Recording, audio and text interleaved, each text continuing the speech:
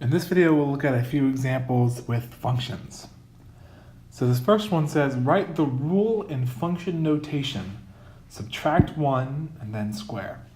So for this one, we need to think in terms of inputs and outputs, remember, from the last video. So for this one, we're inputting something from which we're subtracting 1 and then squaring it, right? So if we use x as a variable, we should be thinking that this is like x minus 1. We subtract 1 from whatever we give this function, whatever we give this rule, and then we square the whole thing. So this is f of x equals x minus 1 quantity squared. So remember that this is read as f of x, or the value of f at x, and the equivalent function, the equivalent rule, is x minus 1 squared.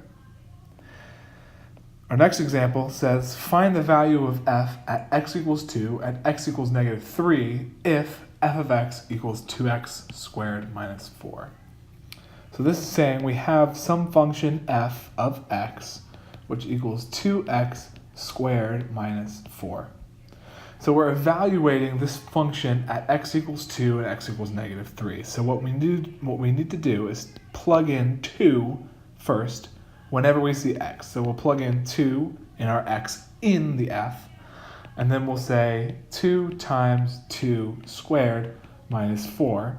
And then we just simplify. This equals 2 times 4 minus 4, which that was equal 4. So f of 2 equals 4. Next, we'll evaluate the function at x equals 3. So f of negative 3 equals 2 times negative 3 quantity squared minus 4. This equals 2 times 9 minus 4, which is 18 minus 4, which I think is 14. So for this particular example, we're just evaluating this function at x values x equals 2 and x equals negative 3. For this example, we'll evaluate the function f of s equals 1 plus s quantity squared over 2. S equals 4, and this should be s equals negative 1.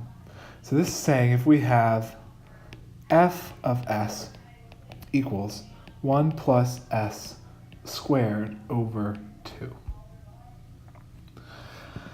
Now, it's important to know that the variable letter doesn't matter, right? We could have S, R, Q, B for whatever variable, and the function letter doesn't really matter. Usually we have F, G, H, etc.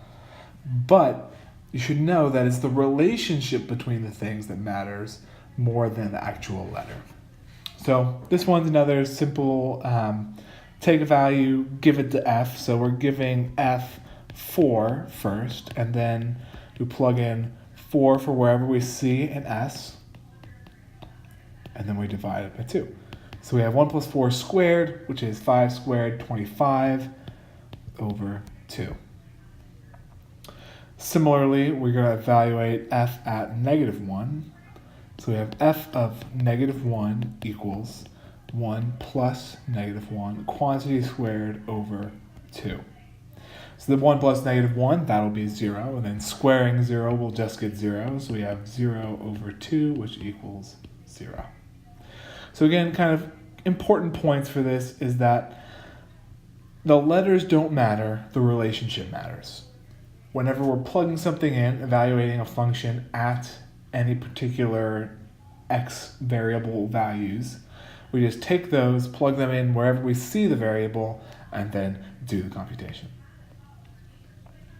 Last but not least, we have find g of 2, g of 1/2, and g of 3 if g of x equals 1 minus x. So this is an instance where we have a function that has a different letter than f. Again, doesn't really matter, the relationship matters. So g of 2 will be absolute value of 1 minus 2, which equals absolute value of negative 1, which equals 1. G of 1/2 will have absolute value of 1 minus a half, which equals absolute value of a half, which equals 1. And then g of 3, which equals the absolute value of